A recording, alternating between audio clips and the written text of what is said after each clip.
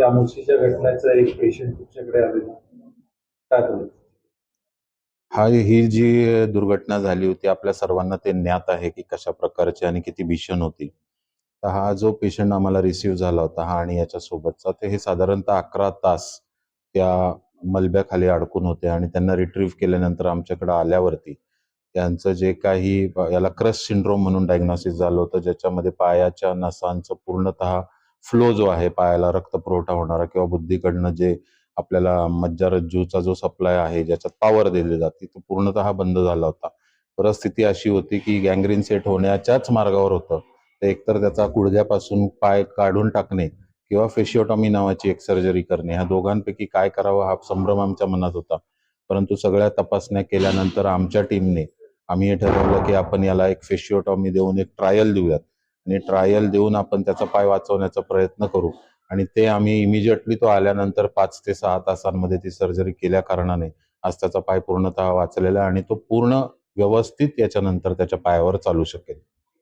अशी दुर्घटना घडली तर जनतेसाठी अशी दुर्घटना जर घडली तर सगळ्यात महत्वाचं म्हणजे पेशंटला ज्यावेळेस तुम्ही साईटवरून रिट्रीव्ह करता किंवा त्याला बाहेर काढलं जातं तर आपण सगळेच घाबरलेले असतो, एक्साइटेड असतो. तर अशा पेशंट्सचं सेफ ट्रान्सपोर्ट म्हणजे तुम्ही ज्या काही नजीकच्या हॉस्पिटलला जाणार आहात तिथपर्यंतचं सेफ ट्रान्सपोर्ट महत्वाचं आहे. एक तर तुम्हाला ॲम्ब्युलन्सची सोयी सुविधा जर तुम्ही एखाद्या मेट्रोपॉलिटन सिटीमध्ये असाल तर ते तुम्हाला मिळेलच. तर ॲम्ब्युलन्सची सुविधा मिळणार असेल तर निश्चितपणे आपण ॲम्ब्युलन्सची सुविधा वापरावी. आणि जर एखाद्या रिमोट एरियामध्ये झाला आहे जिथं ॲम्ब्युलन्सच नाहीये तर सर्वात महत्वाचं म्हणजे फ्लॅट बोर्डवरती एखादा साधा फळीचा तुकडा ज्याच्यावरती पेशंटला फ्लॅट झोपवता येईल, अशा फ्लॅट बोर्डवरती झोपवून त्याला योग्य प्रतीने तुम्ही हॉस्पिटलपर्यंत ट्रान्सपोर्ट करणे अत्यंत महत्वाचं आहे. माझं नाव भूषण अजय पाटील. मी कान्हे मावळमध्ये सध्या राहतो. मी अँथॅन्युलारामध्ये जॉईन झालो होतो. रोज मी अपडाऊन करायचो तिथे. मी न्यू जॉईंट होतो बेसिकली तिथं. मला काहीतरी 7-8 दिवस झाले होते तिथे जॉईन करून.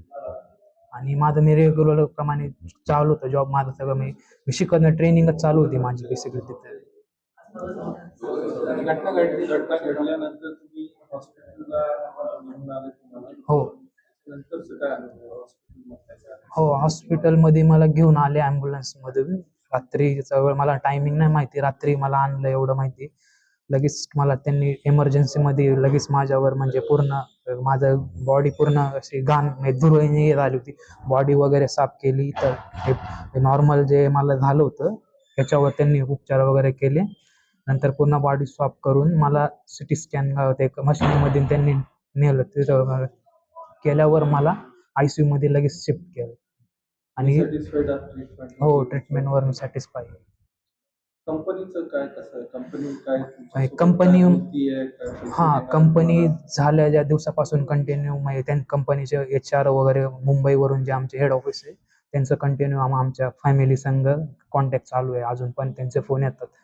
काय प्रॉब्लेम आला तर आम्हाला फोन करा.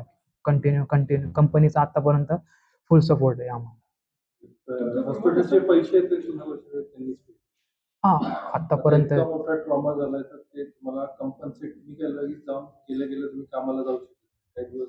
हो, त्यांनी आम्हाला आश्वासन दिलंय की जोपर्यंत तू रिकव्हरी होत नाही तोपर्यंत आम्ही तुझा पेमेंट चालू राहणार मंथली. आणि त्याच्यानंतर जर तुला जॉबच्या आमच्याकडे आम्ही तुला तर घेऊच, तुझ्या इच्छानुसार तुला जॉब आमच्याकडे करायचा तर कर. किंवा त्यांनी आम्हाला पूर्ण जॉबची सिक्युरिटी पण दिलेली पुढची कंपनी.